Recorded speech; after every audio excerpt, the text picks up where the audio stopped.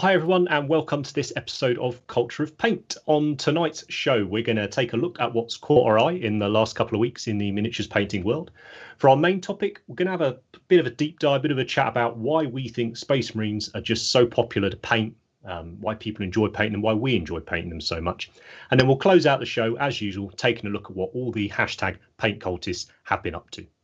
Culture of Paint is aimed at a mature audience and therefore we might use explicit language and discuss adult themes. Now let's talk about paint.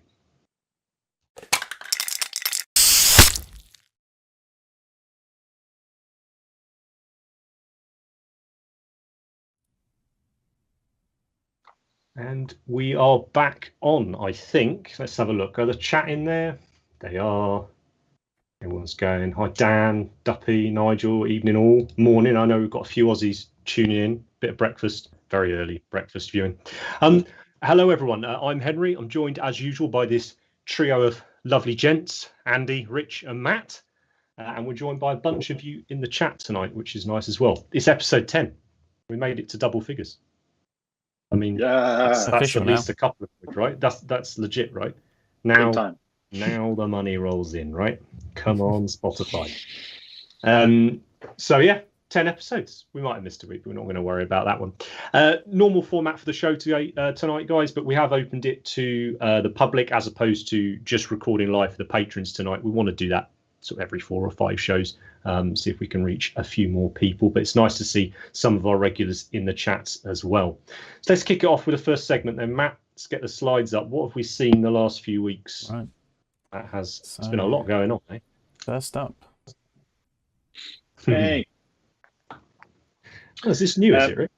I know, yeah. So unless you've been living under a rock or on Mars, in the last sort of week or so, you will have seen that the new version of AOS is just around the corner. And they've shown these very friendly-looking chaps on the preview last week, I think it was. And I instantly fell in love with them and thought they were incredible. Massive hobby buzz, which is something I've been missing of late. So I just got super stoked super quickly, and that's why they're my pick. Lovely. And this is the Cruel Boys, yeah? Yeah, the Cruel. Other than I'm not sure about the Cruel Boy thing or them being the clever versions of the Orcs, but they just look fucking awesome. So they do. They're busy old models, though, mate. Oh, there's a lot going on. I mean, that lad's got like 14 heads hanging off him. Yeah, I'm probably going to be taking a knife to that at some point. Yeah, I wonder how it goes. Tell you what, it's going to go together in some bizarre way as well, isn't it? I do like the shields on these guys. I like that. That's something they sort of lent into, haven't they? Throwback. It's very striking, isn't it? Very sort of like the Blanchett's John Blanche artwork and stuff. Yeah. That whole release was amazing. Yeah, that animal's horrible. Whatever he's on. It's the best model in the world, I reckon. Hyena badger. Yeah. Got very Mordor. Yeah, I think it's the best in the model as well. It does, man. It's huge Lord of the Rings. It's nothing like Lord of the Rings. What do you mean? I don't know. I don't think it can be. I don't think it's allowed to be. Yeah. But no, I love that they're slightly meaner, slightly darker than, say, the Bone Splitters or the Iron Jaws and that kind of thing. Love them a lot. Yeah, man. The whole swamp vibe is very big cool. fan of that. Yeah. They're getting quite big as well. Like every model. Take a look at the help section. Hello. Yeah, that's me. Sorry. Really helpful. Thanks, Alexa. It's all right. He's made 10 shows without that going on. Don't get Alexa in your homes, people. It's a Trojan horse. I like how is it a bull rush that's on the base? We had the wheat with the. We did, didn't we? Yeah. Is that a bull rush? I think you're right, mate. Yeah. I'm here for the wheat. I'm here for the bull rushes. Let's get vegetation, different vegetation for each race. I'm into it. Get some Orc farmers. Yeah, maybe. Nice. Maybe that's one of the units we haven't seen, right? It's about the wheat. Love it. What's that app that's very popular? The farm game. Oh yeah. That's it. Maybe GW are going to move into their own take on that. This is a new animal in it, so job's a good one. Yeah, it's a lovely model. It's a lovely range. I'm sure we're going to be loving it for the next few weeks as it's plastered everywhere. So yeah, I'm looking forward to it. It's always fun getting in on the hype, just riding it. Oh mate, I jumped on that train. It didn't even. Yeah, I am massively on. I am in first class on that hype train. You just got an annual pass, haven't you? Like as soon as the new thing. Yeah, Mr. Marlowe. Oh yeah, come on, all aboard. Yeah. Get your wings, butterfly. Here's a new project for you.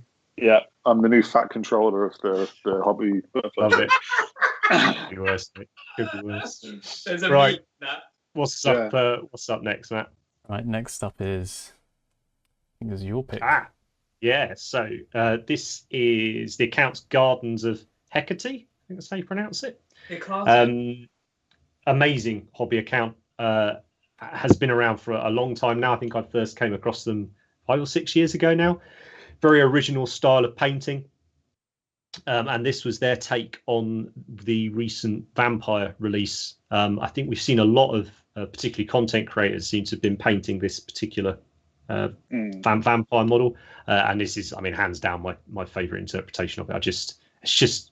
If you like that grimdark side of things, but perhaps a different take on your classic grimdark, I'd really recommend going and checking out this account.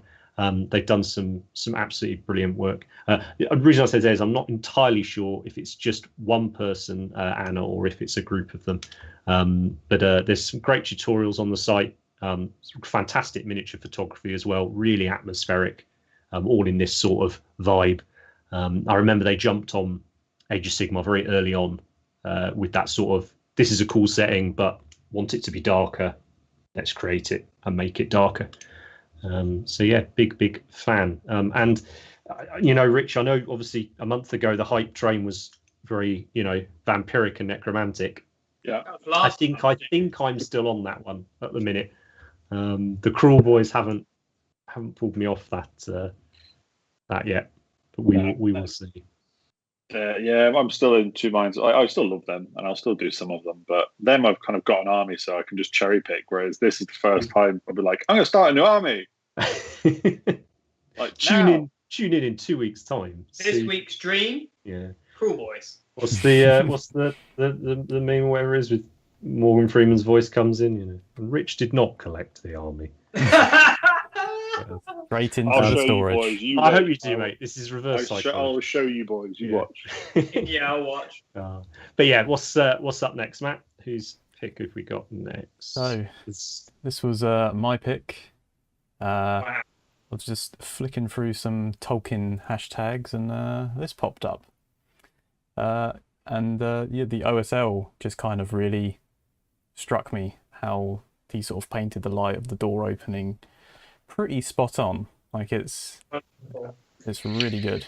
You see the video on his account, it's much better, but yeah, bit of Hobbit, can't really go wrong. Well, not for me anyway. Are they miniatures in the circle then? Yeah.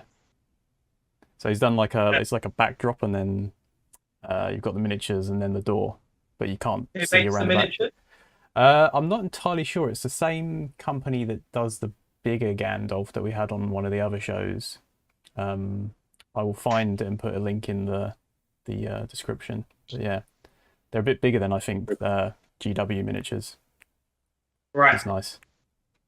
Do you know what I really like about this is normally when people do something like this, they take a photo just of the miniatures or the actual piece itself to give it that kind of effect, but he's still got his hands in it and it still looks really good. It's candid and it still works, right? It's not all set up. Yeah, that's grand. It's pretty cool. Yeah, very, very cool. And that's a good account as well. That well worth a follow. That as usual, I'll stick all the accounts that we mentioned during the show. I'll stick them in the description for when this is sort of published, as it were. Because what we try and do is not show each other what we've picked and stuff before each show, so there's a bit of surprise. So I can't do it beforehand. But yeah, if I don't, please bug me, as some of you have done. It helps a lot. Yeah, I think Lord of the Rings just... There's so many nice dioramas, aren't there? Little vignettes, dioramas that are done around Lord of the Rings. It's such the sort of archetypal Western fantasy thing, isn't it? It's hard not to. What are the on the right? There's like a bunch of flowers and a fern and something. Yeah. As we looked at it, that's physical, is it, or is it painted? No, it's physical. Yeah, it's is physical. Is it all? Is the inside all physical? The inside's all physical. Yeah, Right. But he's done it to like the perspective, so the mat obviously gets bigger as it gets closer to you and smaller as it gets, which is pretty cool. Like doing that is pretty clever. I wouldn't know how to do that. Yeah, that's very, very cool. Yeah, nice one. You said he's got a video of it as well. Yeah, just of the turning around, and you don't really lose the perspective, which is pretty good. So it doesn't work from just one angle. That's pretty nice. Mega. Adam in the chat says he thinks he uses the old Mithril 54mm stuff. So that is for the knowledge. It's good to know. So I'll have a search out for that. See if I can get the link to that one as well. Jot that down. Mithril. 54, the greatest scale. Bring back 54. I think everyone is, mate, aren't they? It's just scale creep until we get there. Yeah, we got there early, mate. Yeah, I know. Hipsters. Well, G dubs are going that way. Surely not. No, lovely. It's a lovely little spread for our what's sort of caught our eye this last few weeks.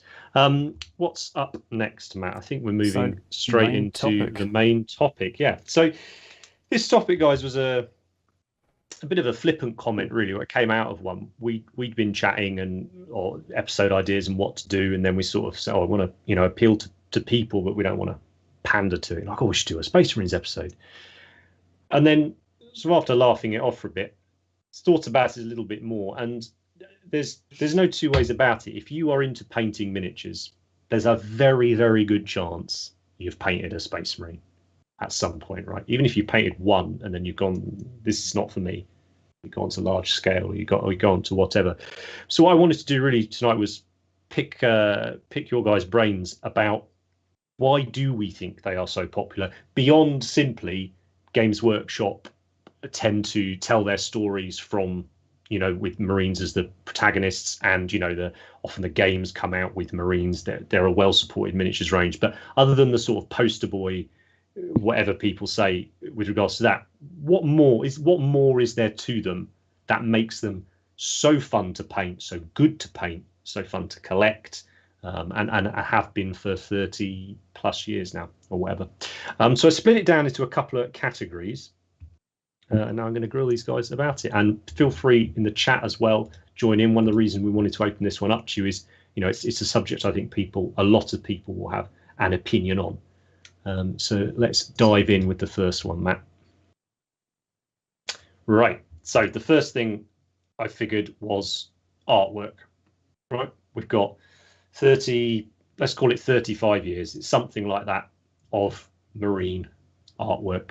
And that's not just from your GW rule books, but that's now expanded right out into video game artwork, obviously novel series and whatnot. I asked the guys to pick a few of their favourite bits. This one's come up from mine. What is it do we think about artwork that helps sell the miniatures, I guess? What is there a link? Is it irrelevant? What do you think? It helps you get involved in the universe, doesn't it? So anything that kind of, just really gets you into that and imagine it. Because at the end of the day, they are just little models. And if you're new to the hobby or whatever, like, how do you get yourself really involved and work out actually what's going on? And you look at a couple bits of art and you don't need to read anything. I don't read anything. But if you look at some bits of art, you're like, this is what 40k is. That's cool. And I think it's gone on for so many years. That's why 40k is so successful, really, because it's just got this deep, deep, deep IP. Lots of art styles. There's got to be something that grabs someone's attention, right? Yeah, so I think there's definitely something in what you said there about the styles as well, right? Because, I've got a good group of hobby mates, and one of them's a touch older than the rest of us. I'm a very big fan of the original Warhammer 40,000, and that's sort of we think of it as quite cheesy 80s artwork, but that's the Marines he loves. That's how he likes to their paint. Box art earlier than that. So the real sort of when it was really unfleshed out. All of them were beakies. They all were like slightly weird poses. I think it's probably cheesier, isn't it? Because it's like that bold yellow and red, you know, than like Rogue Trader art. Just those two covers I'm talking about. And I think you've got, you know, as you go through those editions, you've got so many, as you say, different interpretations and styles of artwork. But again, they all focus around the Marine as the protagonist in them. So, you know, it's not like you're coming to something and you don't really like the look of it. Oh, well, that's a shame, I'll move on. There's every chance if you don't like the look of that piece of Marine artwork, you'll find a piece that you do. That inspires you. And I mean, Andy, you work predominantly off artwork, right? That's your major inspiration, right? Where often for GW pieces, isn't it? Definitely gets you going. I think it's just, you know, how do you get immersed in this? And there's different ways to do it. But I definitely think the pick, like, you know, a lot of people into the novels, and I've not read one book that's to do with. I think I read 3 pages of the first Heresy novel. Was that this or no? But the art, just I feel like I know everything I need to know about 40k, and and it fills it in and allows you to get immersed in that world, and that's probably why it's so successful, right? I think so. There's a nice. Who's made the comment there? Volumes. I've just read it. Where are we? Michael saying he thinks a part of it is that with all the art we have, there's a huge amount of examples of how to paint or highlight the models, albeit 2D artwork. It gives you an idea, right, of the shapes of the model, what they're meant to represent, you know, what they look like.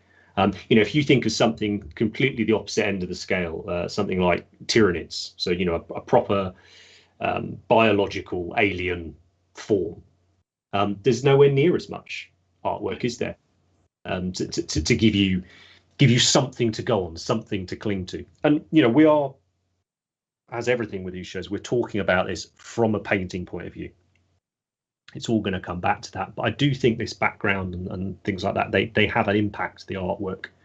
You know, everyone's got that favorite bit of artwork, right? And you know what I've asked these guys for. What's on the next slide, Matt? I think it'd be some other picks. Yep. This is me. Badass.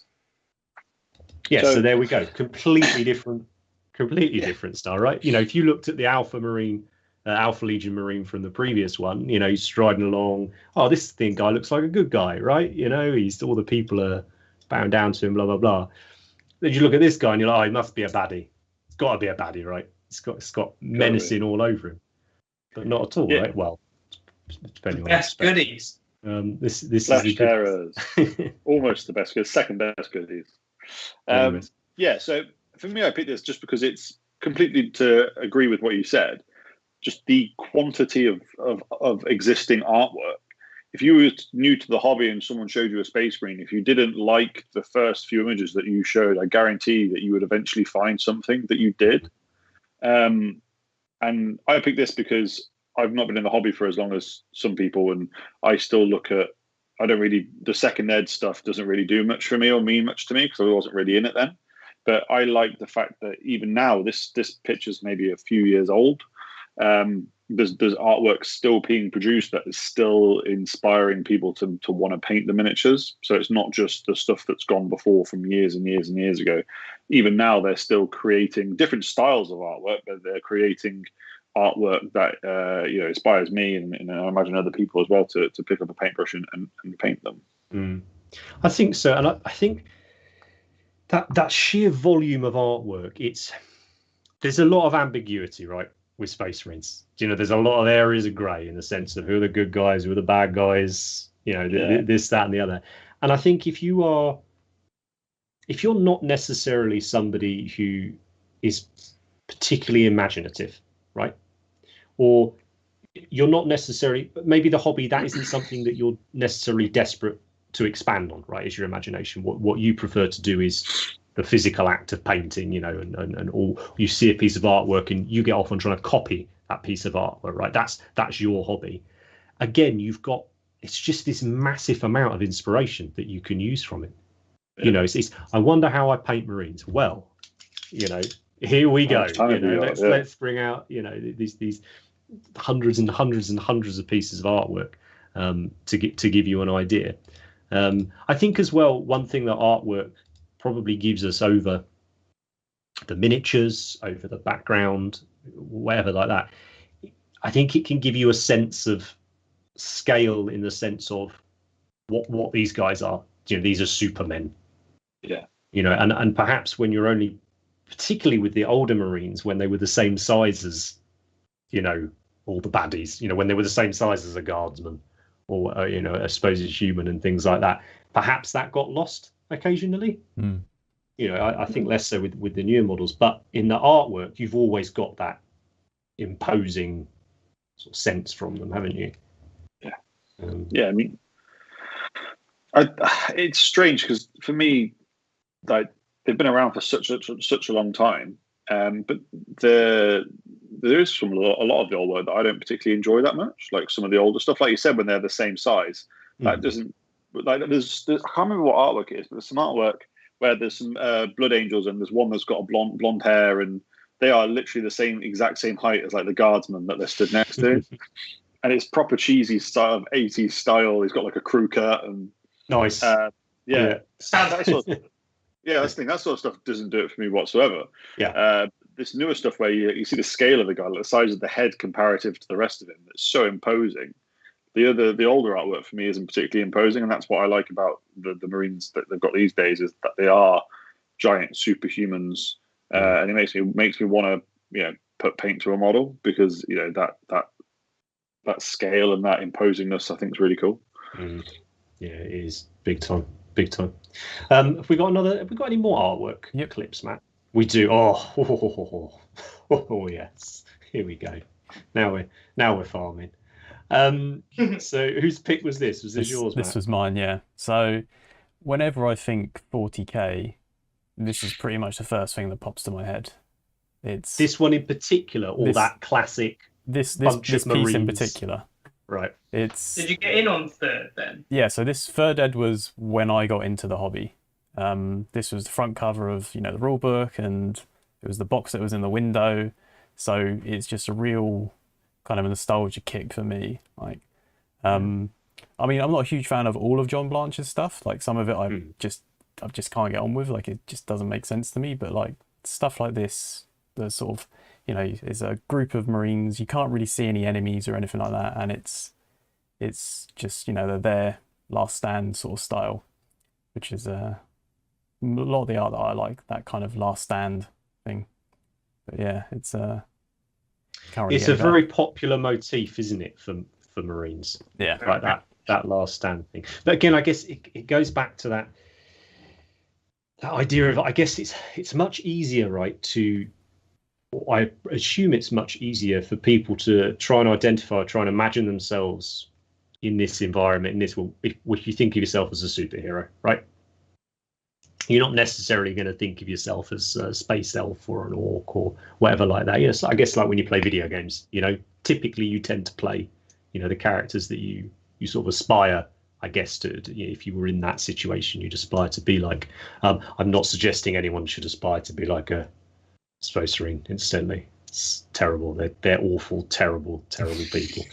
But I think that superhero angle, and we just get it reinforced time and time again. Or you go completely opposite end, right? And you go, I don't want to be the heroes, always like playing the baddies. Well, have you seen Chaos Space Marines? You can be the ultimate mustache twirling evildoer.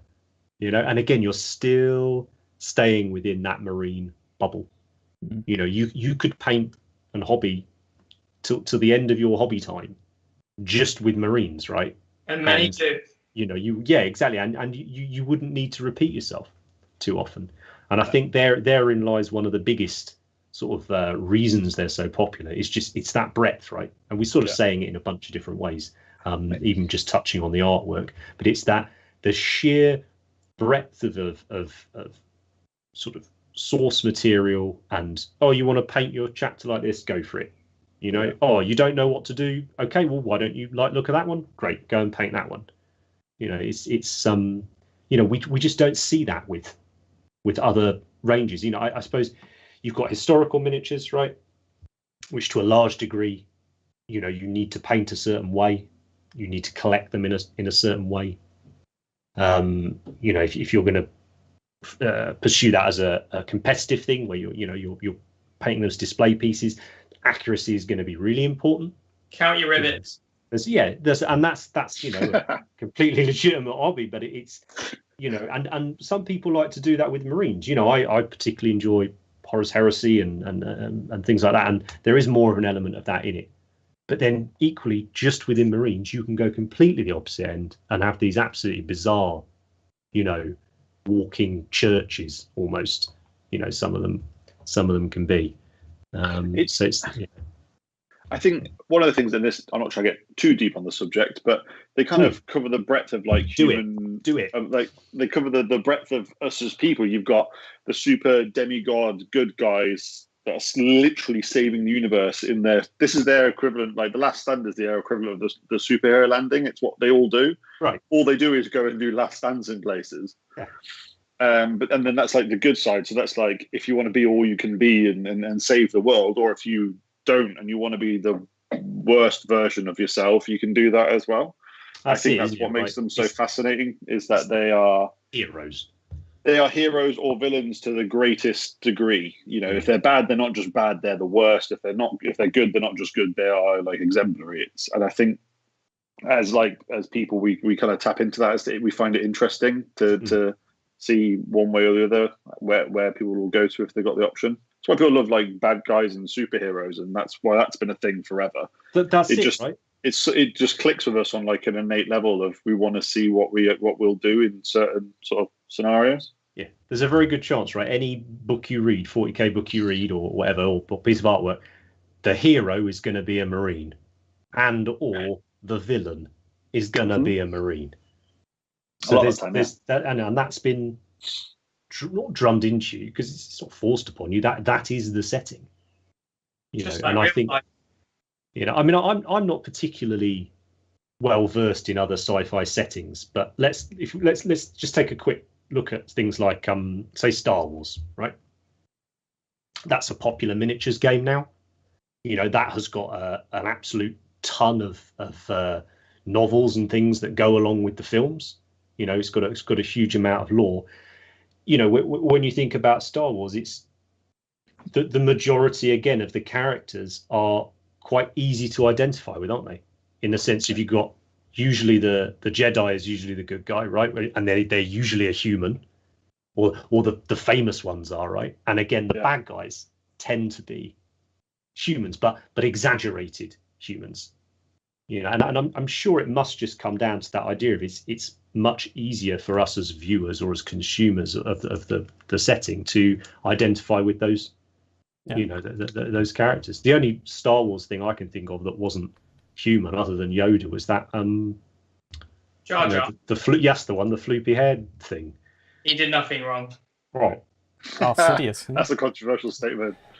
But even me as someone who's very much a casual fan of that genre, like I could probably name maybe even 10 like human, Jedi / bad Jedi guys. But you are right. We do look for ourselves in anything. When we read fantasy books, when we read about main characters, when we watch movies or TV series, we try and we look for ourselves in these characters, good and or bad. And I think it just it makes us more. It makes us buy into them a lot more, I think. Do you think that because they are humans, like they are, they're a human form, they are the same as a human, it's easier for a person to see themselves as that 100% model? Like you can't 100%. See yourself as a Tyranid, for example. Like you'll never get a book from the point of a Tyranid because don't speak English. I think that's 100% true. Yeah, and especially if you're a younger fan, if you specifically for the I don't know, the classical cliche of what a hobbyist could be. If you're a younger person like I was when I was doing it, who potentially been bullied and stuff in the past, you see these fantastic demigods that are able to do what they want when they want, and you try, you are drawn to that sort of thing because it's not your reality and it's taking the place of your reality. Escapism almost. 100%. And when you escape, you want to see yourself in it because it is an escape. You don't want to escape to a world which is exactly the same as this one because that'd be boring as shit. And that's why Imperial Guard are awful. So true.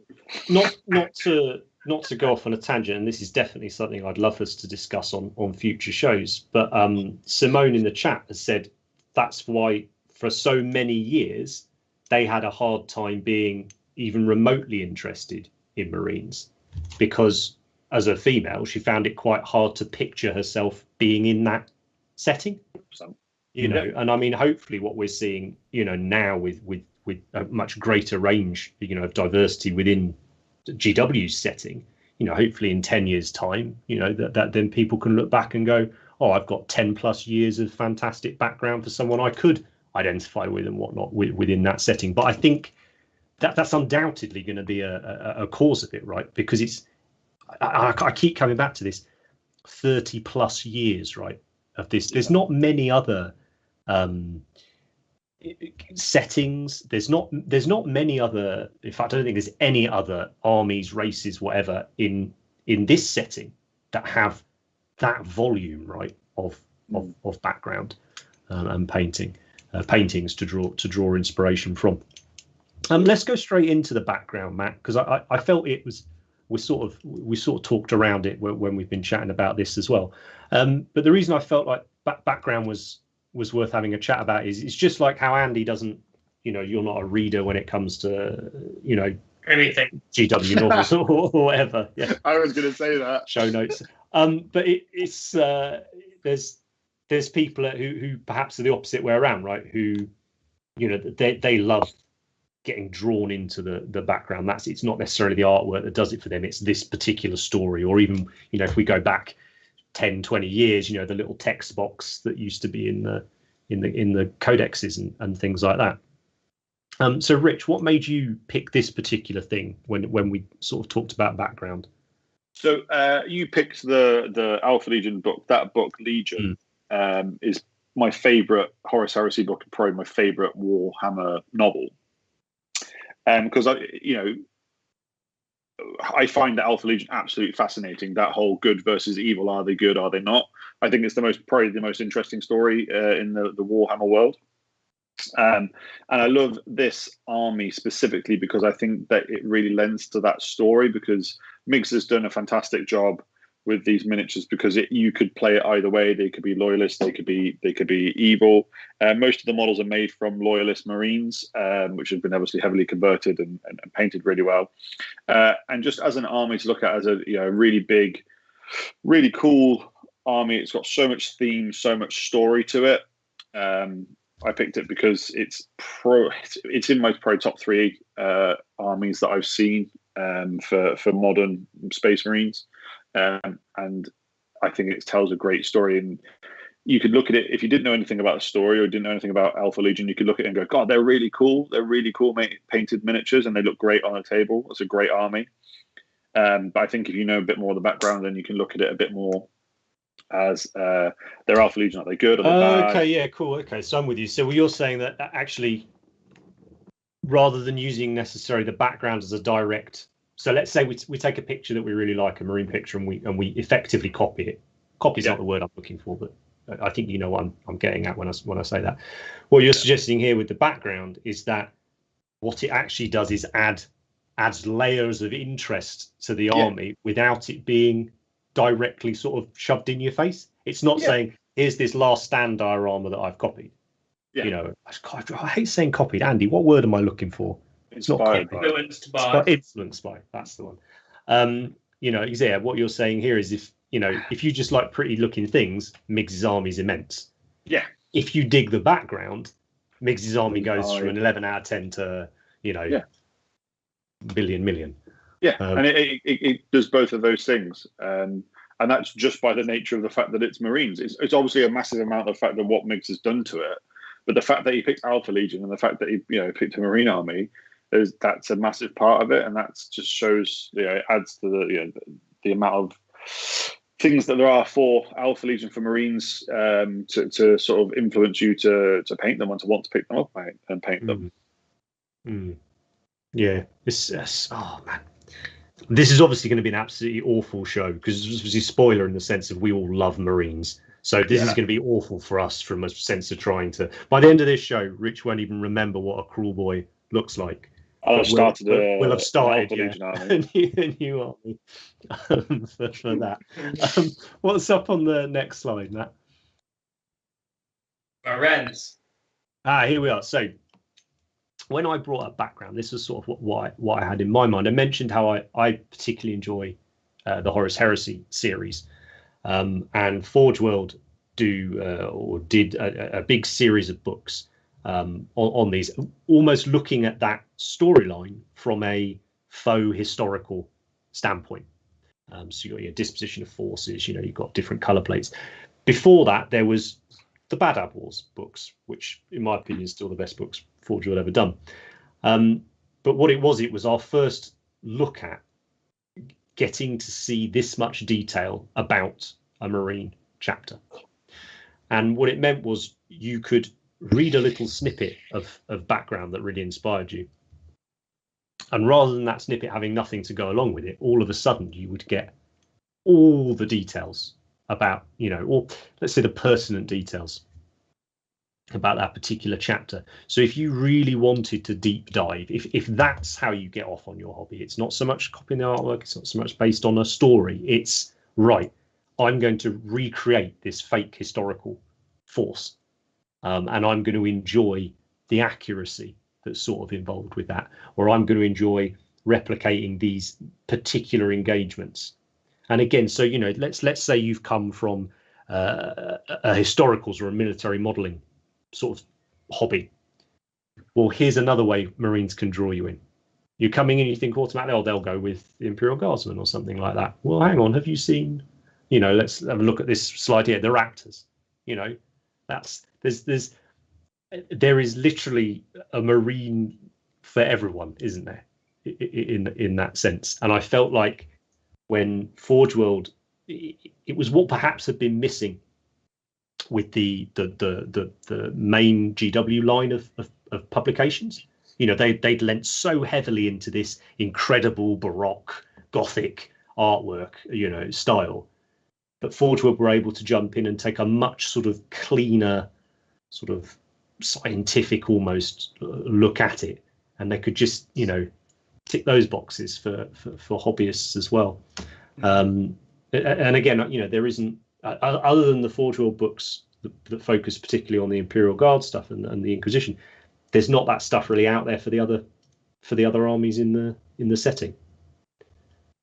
So yeah, I think it was just sort of circling back around again, repeating ourselves, is the sheer volume and how easy it is to immerse yourself, right? Hobby's about forgetting real life for a while, right? Sort of, just enjoying. And Marines make that very easy, regardless of where you find your inspiration from. I think is what I was getting at with that one. Great chapters on there: Sons of Medusa, Raptors, the Shark Marines, Lamenters, and the some bad ones like Howling Griffins. Ugh. Yeah. Do you know what? I'd love to try that scheme, man. No. The old quarter. Give me the Tiger Claws. Quartered scheme. Yeah, it's a nice one. Don't see many orange Marines, do you? They're yellow, aren't they? Yeah. Yeah, I guess so. Yeah. Yeah, Tiger Claws. I've never seen them. They're awesome. Red Scorpions. See, that's salt in the wound seeing them, because that transfer sheet, 200 quid on eBay. That killed that project dead, right? Yeah. Instantly. I love Sons of Medusa though, and I think Kirill Knieve does them, which is mental. Does he? That's cool. Yeah. Really worth. I like Raptors.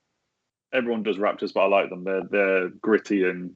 Well, they're your Spec Ops Marines, aren't they? Yeah, exactly. Yeah. So yeah, if you like that, and funnily enough, you particularly enjoy historical and military modelling. I like the Marines. I think that I think that's what's cool, is you can do that complete style flip, right? Because you can do like super clean edge highlight style, but then you can do the gritty look, and yeah, like you said, it just appeals to different types of hobbyists. And I like that Forge World do that style, and obviously you got people like Phil who paint in that amazing way, and it's so cool to see that. It actually was really cool at that time when the Forge World style was really distinct from G-Dub, and Phil was doing those amazing takes, and that was really cool time.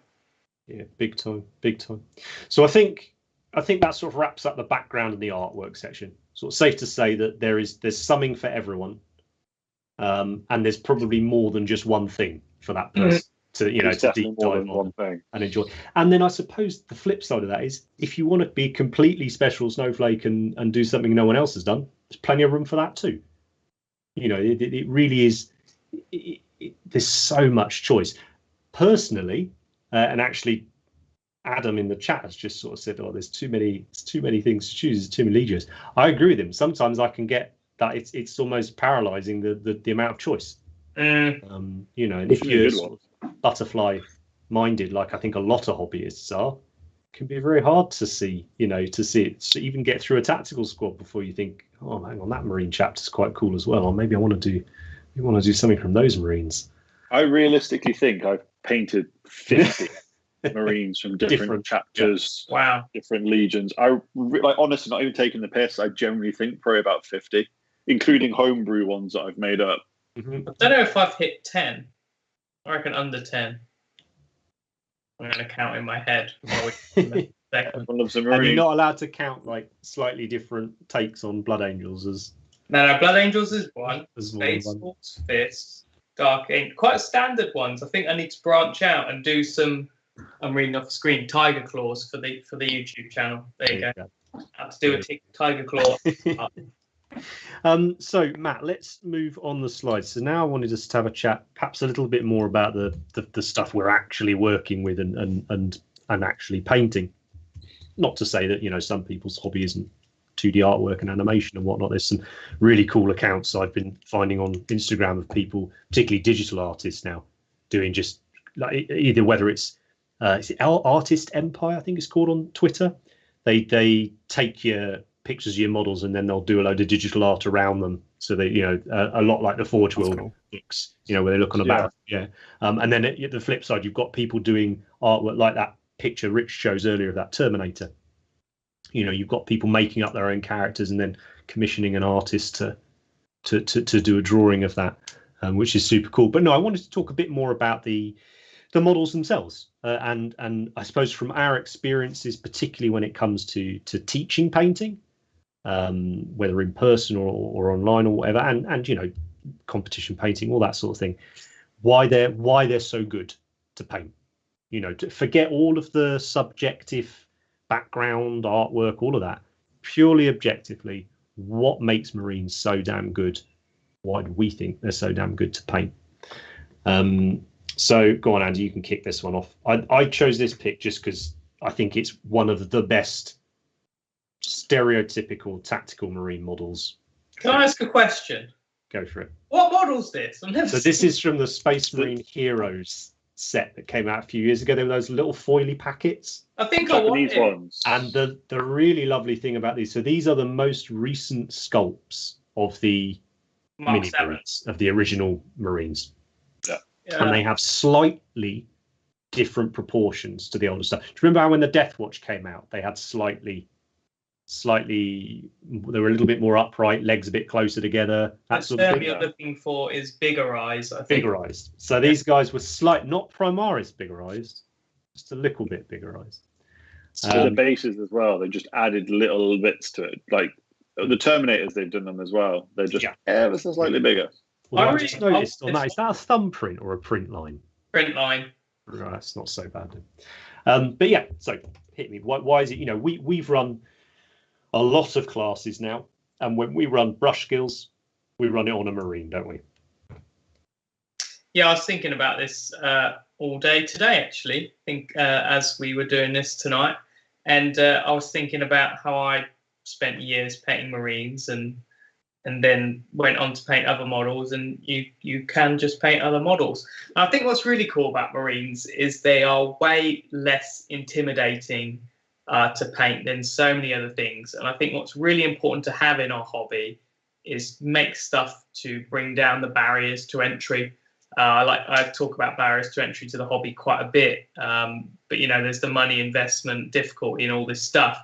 But I just can't imagine my first model having things like fur, skin, different types of weapon, all those things that could be on like I don't know, an AOS figure or something like that. And that's just a lot to learn. But, you know, if you can base coat cleanly on a marine and do a little highlight, it's going to look cool. And that's far less to learn than some other models. And I do think it's important to have easy figures to paint. And yeah, I think it takes a while to master the base coat, to be honest, does it not? And just, you know, this is blue with a bit of red. I think just getting that right to start with is quite tricky. So let alone have loads of skin and things in like that. So yeah, I just think marines are super important to get new people into the hobby, and the easier it is, the better, basically. And I think, you know, you can learn all the fundamental skills, can't you? If we talk about different styles, like edge highlighting is one style, blending is another style, painting with light sources, OSL, you can learn all of those things on a marine, and it's easier because the shapes are easier. So if you start by mastering those core skills on a simple miniature, then you could take it to a more complex miniature whenever you feel ready. And certainly for me, I think I just painted marines and got better at blending just doing those, you know. And it was good to just learn those things on a simple model first. What do you reckon? Yeah, well, they do in. I know what you're saying about them largely being sort of armor and that, but I suppose in a way that's also can bring a challenge, right? In that it's relatively easy to do a smooth coat of paint and even a simple blend on a very small area, right? But actually, if you can do it on the whole of the leg on the marine, right, or the helmet, or shoulder pads, right? People always struggle with shoulder pads for whatever reason. That's actually going to stand you in really good stead, you know, because there's not, on a lot of other models, generally there aren't as many areas of a smooth sort of large surface, are there, like that. And then to go with that is a lot of the marine models do a very good job of just slightly introducing you to a different texture, right? Maybe they haven't got a helmet on. Maybe they've got a little, you know, furry merkin or whatever it is the Space Force have got going on. You know, things like that, tassels, and all that sort of stuff. There's more scope, isn't it, really? So, like, you know, if you're a beginner, you can do them in a simple way and they'll look good. And then you can go to town and go as mental as you want.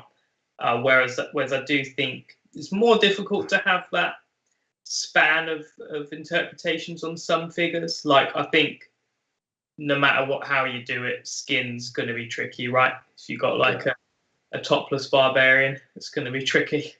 I think no matter what, whereas if you rattle can a marine and then blocking the other details, it'll look pretty decent, I reckon. So I think that's also the way that they're modeled as well. When you look at things like leather and skin and stuff, the edges and the details tend to be a lot sort of smoother and a lot less defined, a lot less dramatic. Big chunky power armor, you've got some big old square edges that are so much easier to highlight neatly than, you know, a cloak or a fur thing or a bit of skin.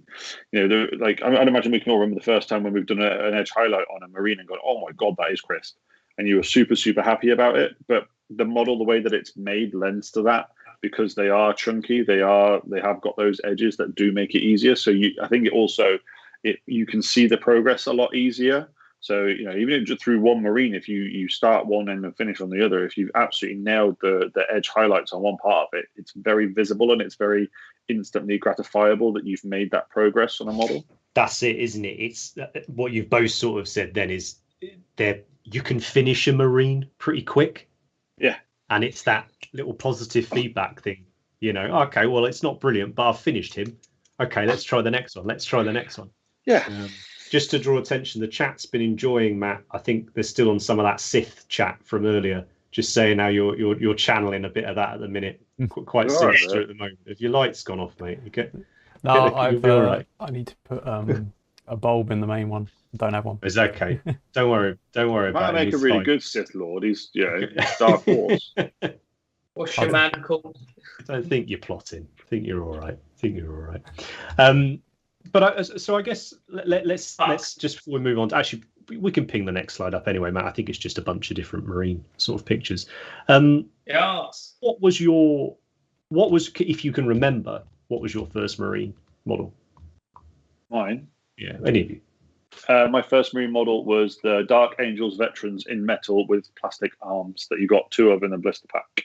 Nice. It was, for me, it was the start painting set. You know, you got your 5 paints and a brush, your clippers, and like a couple of dudes. It was I've still got it up there. It's the Marine that's basically the sergeant, and he's just like that, or like that.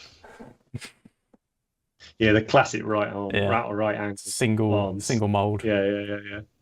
What about you, Andy? Mine was the bike. I was going to reach. Oh yeah. So I embarrassed myself and not reach the box. Our lovely friend Sam fished that out. He didn't he a while ago. But it makes me laugh so much that those bikes have just been replaced. So they got a box of them over there. Yeah, and that was the funniest thing was when they did the box, the mystery box, and it was the old bikes. I was just like, that's the first one I've ever seen that comes in a mystery box. That was unbelievable, Jeff. But yeah, so Marine bike, and then I don't know when I got the second edition box, but I've still got the box that I got. All the Marines are gone from it, but yeah, I've got the second ed box from Toy Master, I think. Not even a G-Dub, Toy Master. Immense. Good time. Going on the chat, Matt Baker, yes. Lehman Russ with the 2 wolves, classic metal mini. You've just reminded me. I told a mate of mine I did that out, and he could have that. I completely forgot. An actual model. There was the Lehman Russ model. Yeah, ancient, mate. Yeah, ancient. So there was a yeah. Is it like that? No, that's your blue man. Either Marnius or I think it was Marnius Skalgard. Yeah, sat on his toilet. But yeah, they did a Lehman Russ, which is just basically looks a bit like Ragnar, and he's just got 2 walls. But yeah, it's a lovely one. What was yours, Tito? Oh, I can't remember, mate. It's freaking absolutely ages ago. Probably Dark Angels. But I can't, the Marine model that I can remember from being a kid was that Sergeant Centurious Legion of the Damned model. That was like holding the skull. Store opening. But I can't really remember. So my army when I was a kid, I was Chaos Space Marines. So I had a fully painted Iron Warriors army as a 12, whatever it was. Well, so. Nothing's changed, does it? Pure goth. That was where we go with it. But what we got, Emery. Oh, good buddy Emery in the chat. Nice to see you there, buds. Metal Chaos Terminators. Yeah. Oh God. I've got the blister of that. I might be able to read. I think he painted him acid, green, and yellow. Nice. So subtle. Very. Love it. But again, this is it, right? I think what we said at the very top. A lot of people, that's the model they have. Marines are often that first model, and as Matt said, you go into G-Dub. I want to get into painting. Do you like sci-fi or do you like fantasy? I like sci-fi. Right, here you go. Here's a box of Marines and some paint. So there's no getting away from that has an impact. But I wanted us to sort of try and talk about other stuff that would have the impact. So the last couple of slides have been of intercessors. So the most modern iteration we have of a Space Marine line trooper. Yeah, and I'm not interested in talking about where they fitted in the lore and all the rest of it. But again, it must be got to be close to the 10th version of what's effectively a tactical Marine, right? In the time we've had GW. You've got other ranges now that are just catching up, where their core troop type in some cases is a 15-year-old model, if not older. So easy, right? But they got new upgrade sprues, so it's fine. Don't even start.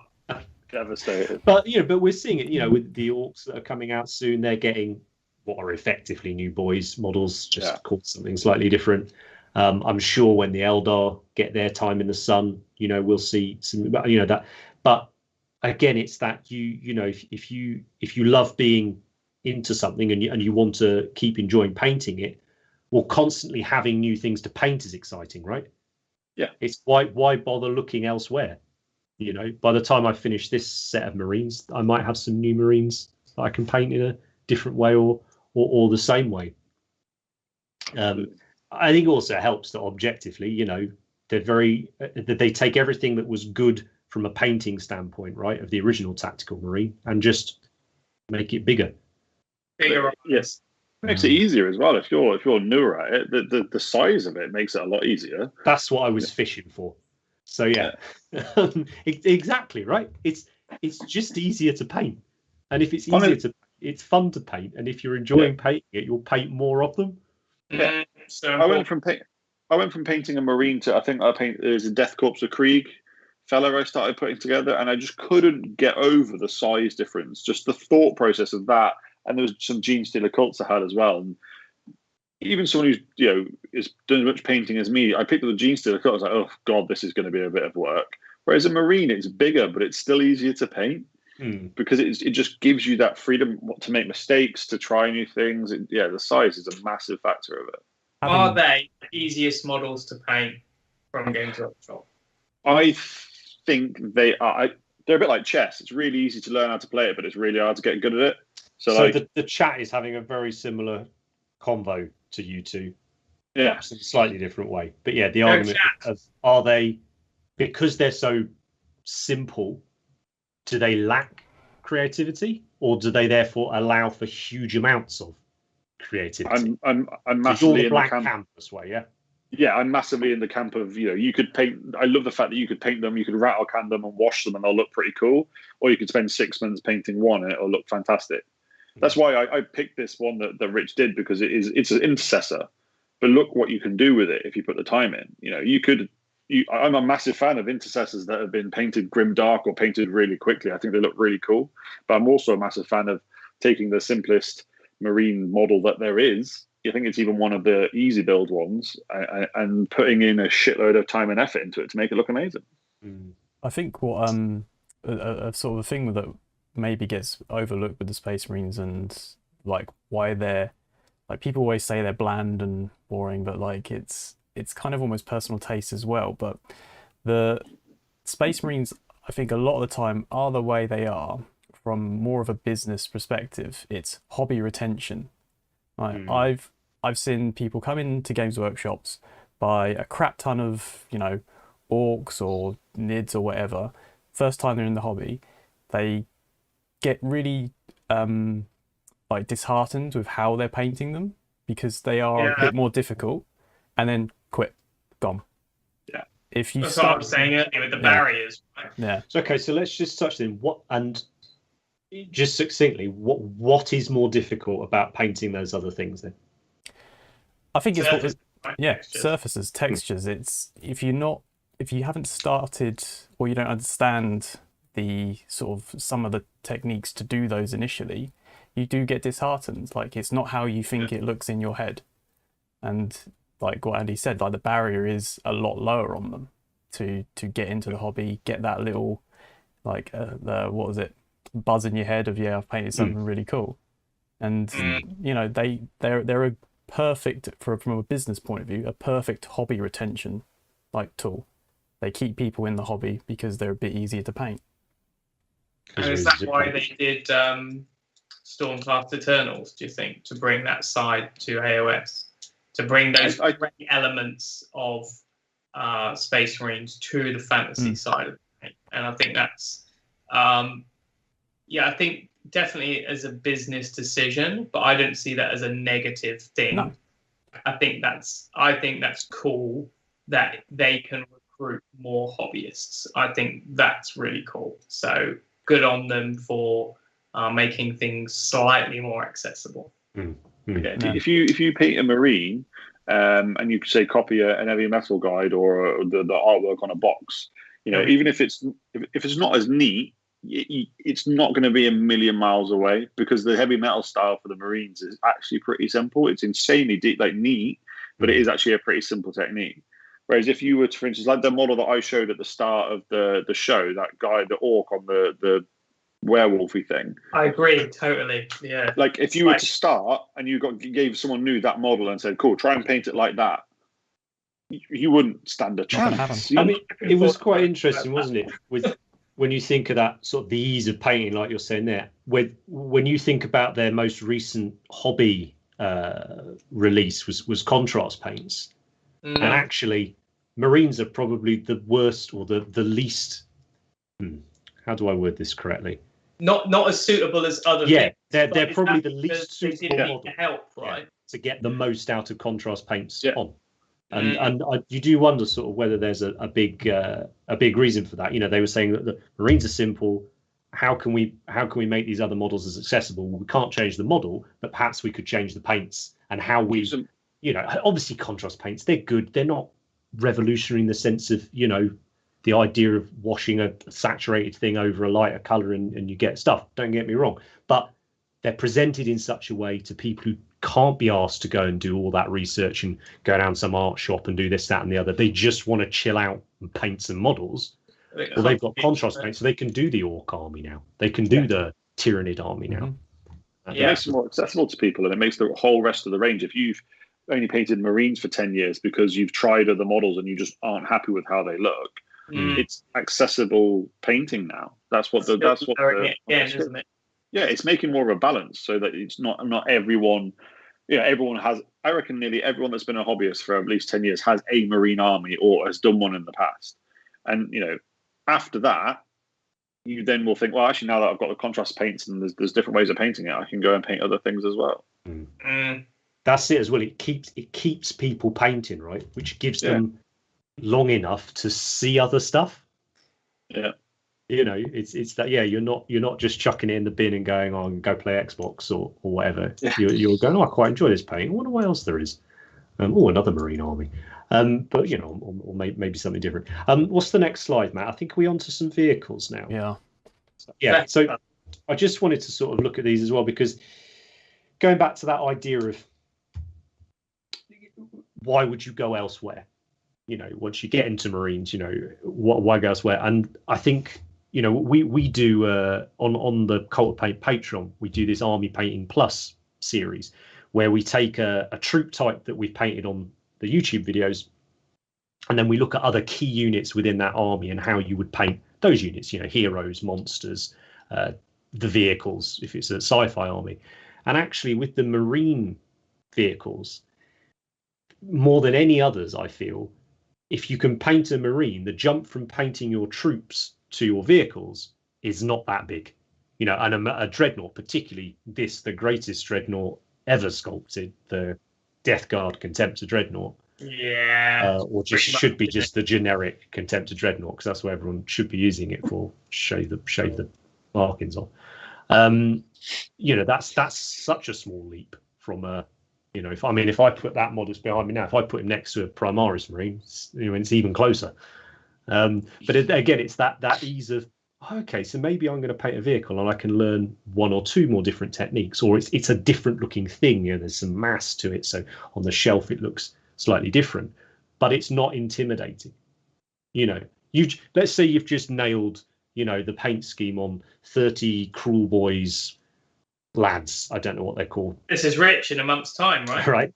And you think, oh, I've broke the back of this army now. I know what I'm doing. Boom. And then I give you the honey badger with alopecia or whatever that you've got to paint. And you're like, oh, God, here we go. Right. Now I've got to sit down and work out what on earth I'm meant to do here. You know, and that can be enough to kill a project. Can't it? You know?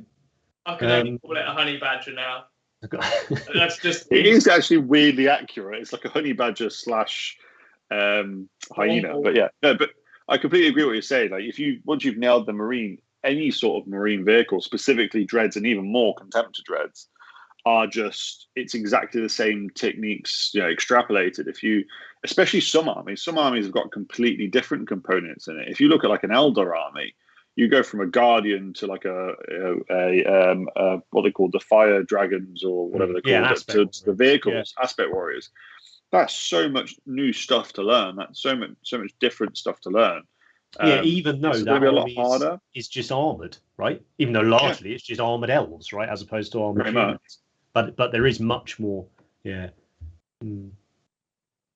are just the next logical step. If you've painted a Marine, you can paint a Contemptor, you can paint a Box Dread, you can paint, once you've painted them, then you can paint a Land Raider, you can paint a Spartan, whatever it is. Spray can the whole army in one go. That's the best thing about Marine. As well, Yeah. right? Yeah, it's colouring in. I suppose that moves on to this, like if you take a Vindicator, for example, on Right. heavy metal Vindicator, you can scale up like a heavy metal Primaris to a Vindicator because it's exactly the same techniques. Yeah, you can move on to that model very quickly and get that endorphin buzz again. Yeah. It's designed the same way to have those big edges, those big chunky bits that make it easy to paint. So the size might be a bit daunting, how long it takes, but it's exactly the same. I mean, I remember being like scared of painting a tank like this, which I definitely am not now. But you have to remember, like, I remember doing my Dark Angels as an adult, which is the first thing I painted as a proper adult. And I was like, how the bloody hell, I'm going to do this massive tank with Dark Angels green, like, and a size 0. Oh, yeah. Yeah. Chaos black, old Dark Angels green, which was like an ink, and a size 0 brush. That's how I did my tanks. Good times. Good times. James in the chat, we're going to answer that question quite soon, but just saying, for instance, why aren't other armies as popular? We're going to have a talk around that at the end of the combo, see if we can come up with any reasons that we think's going on. But yes, I think it's that retention, isn't it? And the confidence it's going to give you. Mm-hmm. There's still, we teach classes to hundreds, if not thousands of people now. We've all got these hobby groups. We are exposed to larger hobby communities because of the internet. I still don't know a huge amount of people that have painted an army, like a full army, not like a little project, or a little force for this. And I bet you a large, and partly that's because I like heresy, but I bet you a large proportion of those are Marine armies, right? And it's a huge hobby badge, right, to say I've painted a whatever points. I guess it's 2,000. I don't know what 40k is now, but a 2,000 point army. That's a real hobby milestone, to achieve that. And I don't think it's in any way a lesser achievement if it's a Marine army at all. But if you wanted to put money on someone finishing it, other than you, Rich, if you want to put someone money on finishing it, then make it a Marine army. If you want a Marine kill team, Rich is your man. Honestly, I'm just smaller than kill team, like Inquisitor. Rich would be good at that. Sorry, man, I'm just projecting. I'm taking it from all angles. Don't worry. Unbelievable. Have we got any more of the vehicle slides, Matt, before Rich hangs up? I love this one. Yeah, this was me because it was. I distinctly remember getting into the heresy thing when the box sets first started coming out, when you were getting plastic Marines, and it was just a natural kind of evolution, wasn't it? Of you can paint a Marine now, you can paint a Contemptor. And I remember when the Leviathan turned up. Oh, good times. And I remember the first time I had one, I was like, oh my God, this is massive. And it was so much fun painting it. And there you go. You've been a Marine fan for what, 10 years before that? Yeah, at least. And a model's come out that's blown your mind. Absolutely, yeah. Ultimately, it's just another Marine Walker. Right? Yeah. It is beautiful. It's the best. It's the best Marine vehicle. I don't know how many of these I've painted, but it's a fair old few. I counted the other day. I've painted 5 of these. I've painted 9 Contemptors. Delicious. I think I've done 5 Leviathans or something. Yeah. So good. Yeah, it's a chunky lad, isn't he? Great job by Ben on this one. It's awesome. Yeah. Makes you want to go paint a Leviathan. Very, very cool. Yeah, there'll be a lot of that. Don't worry. Right, Matt, are we on the last set now? Yeah, so interpretations. So this is interpretation. So I feel we've sort of spoken about the background and all the rest of it. We've spoken about the model range themselves, and I'm really glad, Andy, you spoke about the just physically putting paint on them. And we didn't even touch on airbrushing. Again, hairy brushing Marines are great. Funnily enough, airbrushing Marines are great as well. So again, they're just a lovely canvas to practice your painting on. But the other side of it, and this goes back, I guess, to what the chat was saying as well, is that a few people in there saying Marines lack creativity. You can't have a gobsmacking Marine army. The only way to make Marines look good is to paint them technically well, and that's that. you know, Marine's a Marine's a Marine's a Marine. So what I thought it'd be interesting was to just take a quick look at a few interpretations of Marines that we've particularly enjoyed. And again, I caveat all of this with we are all massive Space Marine fanboys. I hope we've managed to keep a lid on that, but this is where we can take the lid off. Don't need to be remotely objective, right, about any of this now. You can just have get a bit of a lob on for some space machines. So what's the first one up, Matt? Whose pick is this? This is mine. So I think this probably embodies the most, to me anyway, that it's the classic art representation, but it's also probably the most sort of perfect style Marine you can really paint. It's it's you know, it's executed ridiculously well. It's, you know, he's no slouch, but it also comes off of, like, people can say that Marines are boring, like, because there's not enough detail on them, but this kind of proves that you can put detail into the places where you want to put detail. You've got obviously the crest, what's that little shield thing? Freehand. You've got the flame shins, man. Yeah, exactly. Like, old school.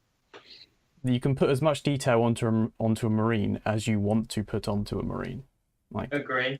It's not really limiting because it's not sculpted on. Would you like to own this, Matt? I have it. I just can't face painting it. It's still. I thought you meant that model. Oh no, not that model. Oh, that model. Yeah. Yeah. I mean, if I could convince his brother to give it to me because it was his birthday present, I think. I don't think he will, but. And I've got another question, which is there any better colour for a plasma pistol than yellow? It's the best. Well, so this is a wonderful example, right, of a very modern miniature. It's a couple of years old now, but effectively it's the modern Space Marine range. And whilst it's not based, I believe, directly on an original piece of artwork, the sculpt is based on a very, very old Marine model. And the paintwork is very heavily inspired by that third edition style. You know, particularly we saw a lot of those flames on the Blood Angels from that era, and the amazing yellow weapons casings. Best. It's you know, and, you know, so you've got that inspiration. You know, you won't see any modern Marine artwork that looks anything like that, but that hasn't stopped this model being created. Whereas I think it perhaps would be quite hard to, if you got into the hobby now, you would probably paint Eldar or Orcs how you see them painted now, right? You may not know. You know, I can think of some of the great old Space Orcs books I've got up on the shelf there, which have got these awesome, so many interesting schemes and colours on them now. But I would wager the vast majority of hobbyists wouldn't know about them. But even if I got into the hobby right now and I got into Space Marines, I don't think it would take very long to be exposed to the odd old bit of artwork from them. If that makes sense. Come on, quicker, right? Yeah, it's rad. It's rad. What's up next, Matt? Is this you, Rich? It is. Let's go for it. Yeah, so this was, I remember seeing this the first time and I was just absolutely blown away by it. Like, it's just insane. Like, it is actually bonkers. That's worth saying. It's seeing big, it in real right? life as well. It's like it's massive. It's like that, right? Yeah, it's massive. And for me, it comes as, like, if you look at the artwork and the backstory and all those different things that you can take a Marine to its very sort of limit of what a Marine can be. I think this kind of, you know, sums it up for me. Because obviously it's a bigger scale, it's its own sculpt, but it's still based. The thing I love about it is if it was just a generic Marine, it would be really cool. But because it's from the artwork, because it's a model that I know with a character whose story that I know, it automatically made me like it loads more. Like, obviously it's an incredible model and it's an incredibly well painted model, but the fact that it lends to that backstory, but that's like the MiGs thing, really right? interesting. That's like the MiGs army you picked, in the sense of, and I don't mean this detrimentally at all to the painter, but they've got a massive amount of currency from work they haven't done, right? They haven't had to create this thing from nothing. You know, they've executed it incredibly well. But on top of that, you know, like you've just said, oh, I know this dude from the story. I know this dude from the art. You know, if I was trying to do it as a generic marine model from a chapter I'd made up, it's not going to have the same impact, is it? You would just, and perhaps look at it like Matusha, I think, was saying in the chat. Then you would probably be judging it more on just technical execution, and that's that kind of thing. Is that why it's a good strategy for Crystal Rush? Right. I think also just personally for me that immersive. I know so much about Space Marines. It's pretty sad, but that's what I love about them. Like the story, the background, the history of it all. That's the bit I love about it. So when I see a model or an army or a diorama or whatever it is that really kind of makes me remember bits or really makes me want to go back and reread the books that I've read 3 or 4 times. That's what I love about them. That's what why I think they're really pop to paint. On top of the fact that you can learn a lot on them and that you can progress on them a lot. It's the things that you can put into it. Yeah, it's a great choice as well, dude. Like that's one of those seminal marine pieces, isn't it? Yeah, that is for me. That's if you wanted to show someone brand new what's the best marine thing that's done. It's that. Yeah, if that was the first marine model you saw, you're playing Space Wars. You're guaranteed you're playing Space Wars, right? Yeah. It's not, and it's not. I think Space Wars, I think, almost certainly are the most dedicated fan base, you know, or tunnel visioned fan base, right? They love it. Once they've seen them, that's it. Like nothing else matters. It strikes a chord with the bearded amongst us who lean that Viking-esque way. That's it. Eh? That's it. I think we've got one more slide, have we, Matt? 2 of yours. Got a couple more. Oh yeah. So this is a quite a modern take as a project that I believe has only been around maybe 12, maybe 18 months, something like that. It's from an account called Thunderwolfen. And it's a homebrew Space Marine chapter that he's created. The Soul, oh gosh, I'm going to get this wrong. Haunters, I think. I think it's Haunters, not Hunters. One of the two, anyway. The Soul something. Go and check his account out. It's incredible. But it's just a very, very different take, I think, visually on Marines.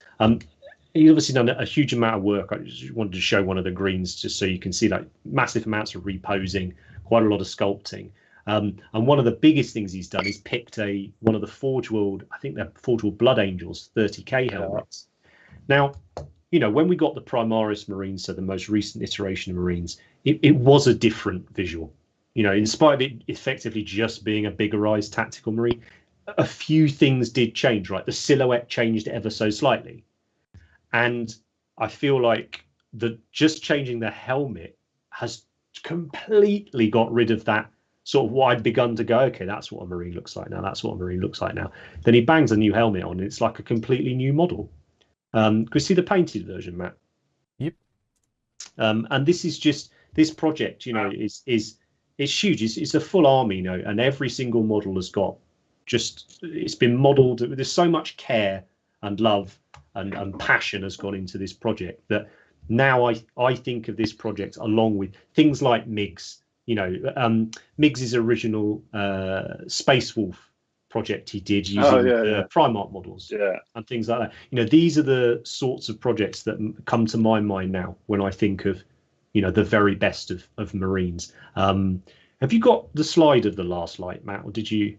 Is that on there? I'll have to go back. Sorry, if you can, mate, that'd be wicked. But you know, the last light piece. This, you know, certain pieces now that are just synonymous with, you know, the best of the best of Marines.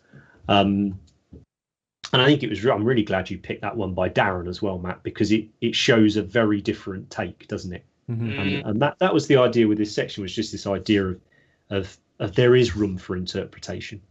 You know, they're just these smooth spheres and cylinders, you know, with a faceless, you know, helmet on or whatever.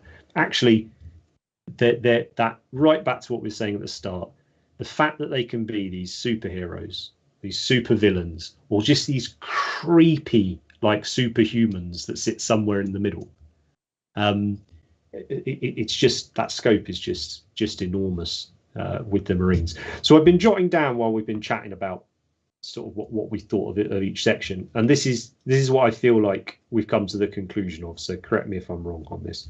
So why are Space Marines so good to paint? Right? Why do we love painting them so much? So it's easy to immerse yourself in it. It's very easy to find inspiration.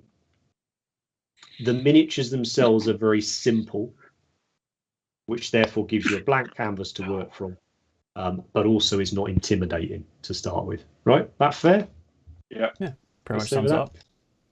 And unfortunately, I guess the answer to the question we had earlier about, okay, so why aren't Eldar the same? You know, they're relatively smooth armor, you know, humanoid, all the rest of it. Why aren't they as popular? I mean, to me, they don't tick all of those boxes, right? All of the other ranges tick one or two of those boxes, but no one ticks them all, right? And then gives you 1,000 models to choose from, or whatever it is. Whatever. But I don't know. What do you think? Is there? Do you think GW will try and bring other ranges up to be as accessible or as popular as Marines? Do you think that ship has sailed? I mean, look at that recent Necron range. Incredible, like complete revamp, beautiful, simple to paint. But the background for them has changed a lot over the years, right? Yeah, it's not been consistent. And they're human, right? So like, Necrons are easier to paint, but they're not human. So you were all saying, and it's different for me, but that it's the fact that they're humans. So that's one of the reasons why they're the most successful. And Necrons probably couldn't compete really. Everyone loves Terminator, but not as much as they love, humans, human race, and all that stuff. Yeah. I just think they'll be hard to top, which isn't a bad thing, really. But they're still bringing up all the other models to be as good to paint, as well developed. It's just Marines are it's hard to top. That monopoly, really, isn't it? I think also they've been going for so long now that it would take they would have to put so much more effort into a new, if they just randomly pick one of the races or created a new one and said, right, this will be as big as Marines, you'd need 30 years. What do you think about the Sisters of Battle? Because, I mean, to me, that's not far off now, right? You have a very big range. You have a lot of lore, obviously not 30 plus, but you've got best part of 20 years of lore, of background for them now. Tons of great artwork. They're human. So, again, you've got that easy to identify kind of thing or easier to identify than say a termagant or whatever.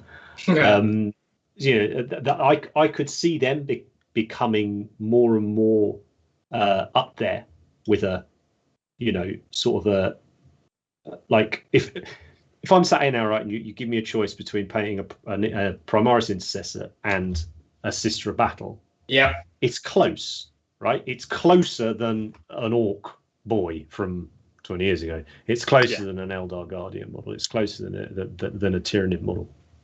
But there is still little barriers, right? Little barriers. The tabards and all. I've got to paint cloth. I can't just, bang the airbrush over it. So I get that. I do get that. But I think it's going to be interesting to see, because I think they obviously want to create a different big bad, right? We seem to have got a different enemy in nearly every edition of the game. Is it Orcs? Is it Chaos? Chaos is just Marines again, right? Is it Necrons, which they tried with this most recent? So I think that the passion's there, right? The passion is there. So.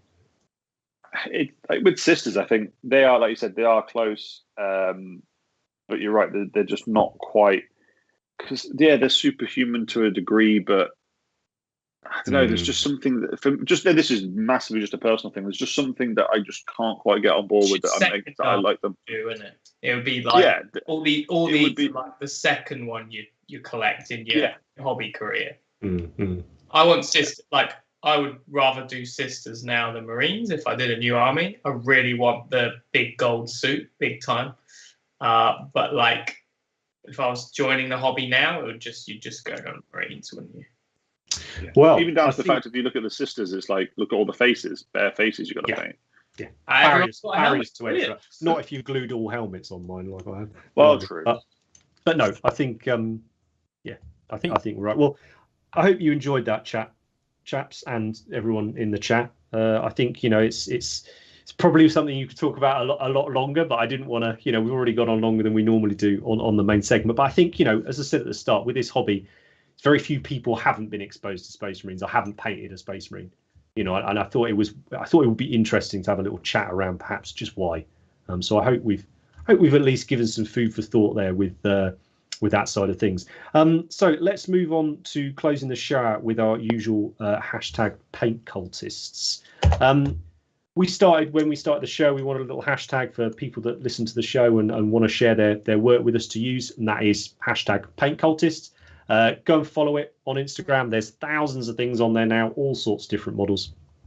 And generally what I do is pick a handful of them each show to show the guys, but it's just awesome to sit and flick through what you've all been up to with it. And I say it every time, I'm so impressed with the breadth of the miniatures that we get to see on it. It's so lovely to see this miniatures painting community becoming less tribal, I guess, in a way. It's so nice. People just love painting. They don't care if you like Ultramarines or whatever. If you like painting, right, you're in. Right, let's go with it. So let's have a look, Matt. What we got first. This one's for you, Andy. I know you love a bit of tentacle.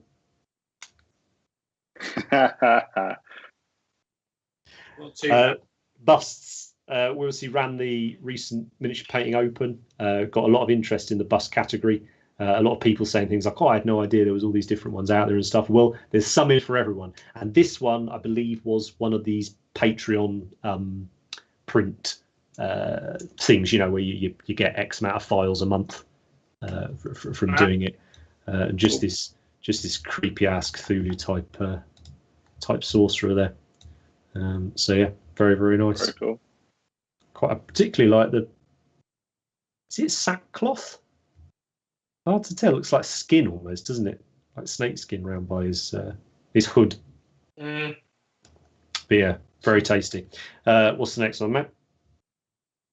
That's cool. I thought you'd dig this one just because the lighting's pretty bonkers, right? Yeah. And that's one of Andy's favourite miniatures of recent times.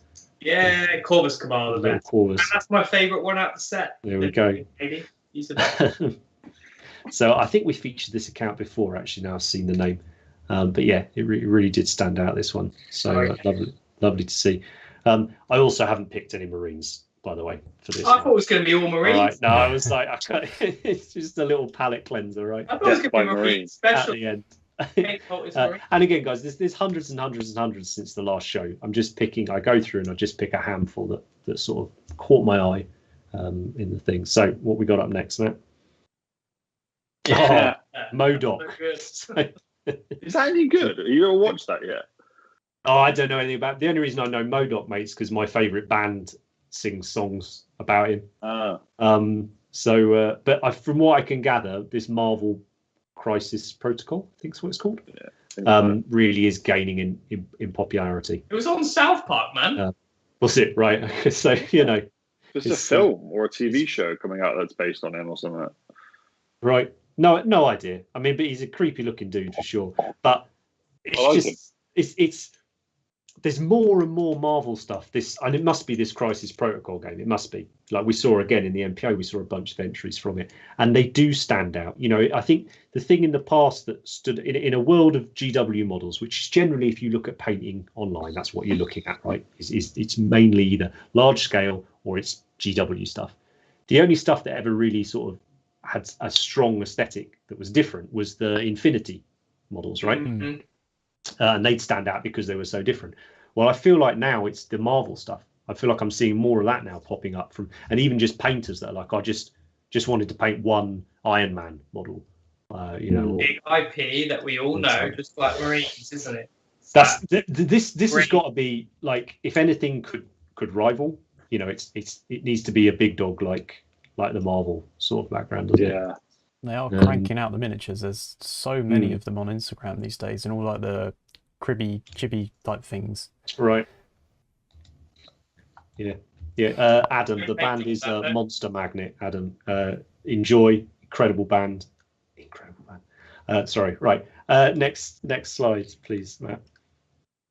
Yeah. Oh, I had to pop this one in. We've definitely featured Martin's work before, but he posted something on Twitter I saw the other day where he'd done one of those look back through the models he'd painted over his time in the hobby, and it was just really nice to see someone who clearly puts a massive amount of effort into the hobby, and has sort of applied themselves to, I am going to improve at painting. And it's always been elves, really, with a few little detours.